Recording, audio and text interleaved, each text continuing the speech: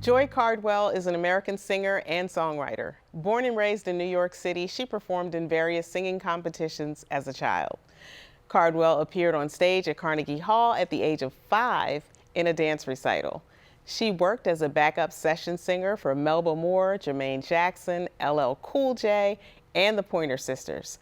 Our next guest has put down her microphone and picked up her law books. Welcome to Legal Connections. Thank you.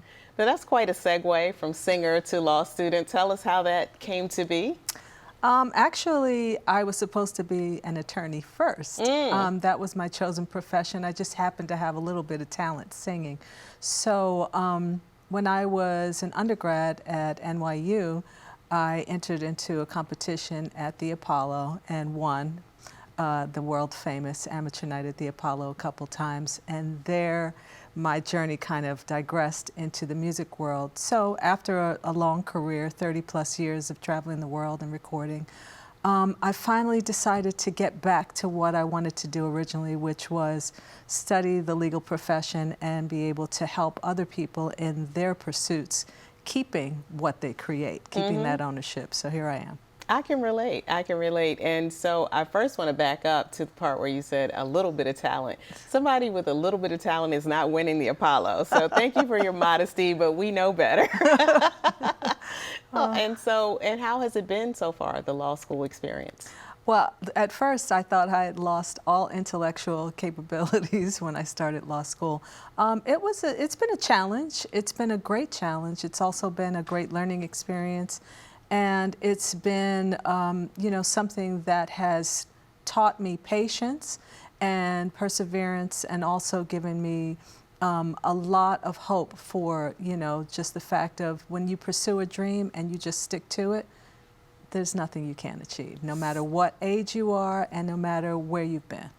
So rewarding, and it's timely still. It is. I'm sure you know that the representation in the music industry for artists, is something to be mentioned. You have in intellectual property, for example, under 2% of attorneys who look like you who are practicing in that space.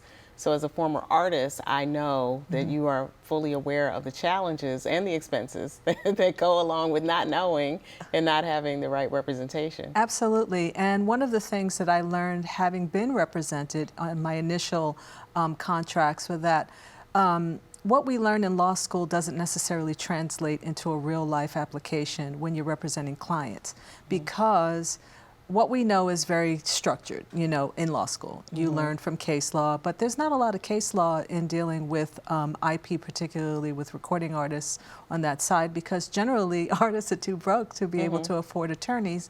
And because of the training that we have, we don't really have an understanding of what the implications are on the back end. We sign things, we say, oh, this is boilerplate, this is how things are done.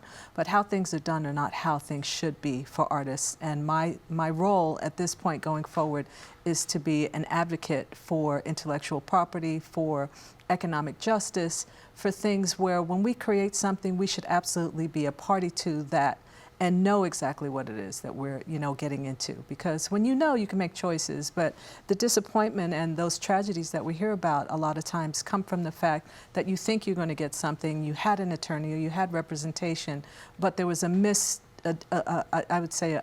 disconnect between what you think you have and what even your attorneys present. For sure. And it's what you don't know that is the most dangerous and has implications across generations. Absolutely. And so I'm so happy that you're going to be working in the IP space, which I've come to love. Tell us about the Racial Justice Clinic, the Racial Justice Fellowship that you've been a part of at FAMU. Well, for the past year, I was part of the Racial Justice Consortium, which included all of the law schools in the state of Florida. So what we did over the past year was just look at the topics that were timely and are timely in regard to just education, to wow, there's just so much to unpack there. But the work that we did was to include ourselves in bringing in scholars and people from outside of the state to be able to discuss what's happening in this state and across the nation, and be able to not only speak to it, but to educate the community as well as ourselves as to how these policies are affecting us currently and how they're going to affect our educational systems as well as just the society is on a whole, because what happens in education filters down to the rest of the community, and sometimes the miseducation is more of what you see than what you don't see. So being able to work with the other law schools gave me and the school, you know, a good sense of being a part of something that was bigger than just FAMU. But being a Rattler for Justice, you know, our whole scheme and our whole impetus for being is to bring things to light and to bring justice. So, you know, I often say that I'm a two-spirit person. I have my social and economic justice on one side, and then I have the other side, which is, you know, of course, we got to get the dollars in order to be heard. So this was a nice bridge of learning how to work within social policy and how to be able to represent not only the school, but to learn from other schools and other students and scholars to be able to represent, you know, from a legal perspective, how we can go forward. Yeah. So I understand that you are, once you begin practicing, it will be, your focus will be IP. Are there any other practice areas that you have thought about?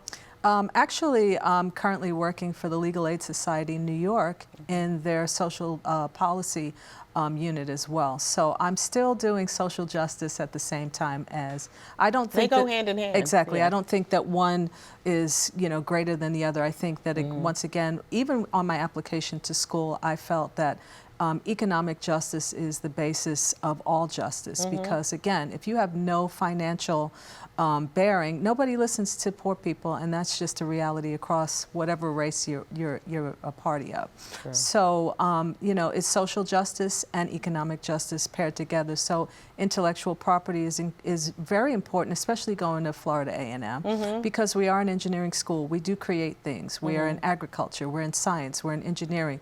So it's important for us as a people to be able to not only be able to create and to advocate for ourselves, but also to be able to protect those intellectual patents and technologies that we're creating. Because if you look at the history of America, there's a lot of things that people use on a day-to-day basis that were created by minorities that no one's, one, aware of, and two, we did not benefit from. So 30 plus years went by after the Patent Act was passed before we were able to own our own patents, because the Constitution did not define us as citizens. So it's refreshing to meet you. Thank you for joining us and sharing a little bit about your unique journey. Looking forward to hearing more about what you're able to do for the community.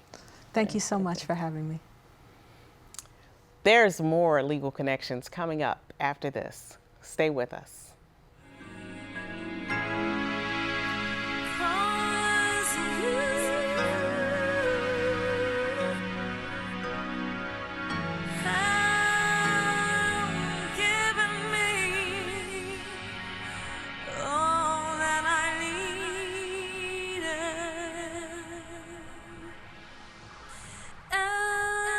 You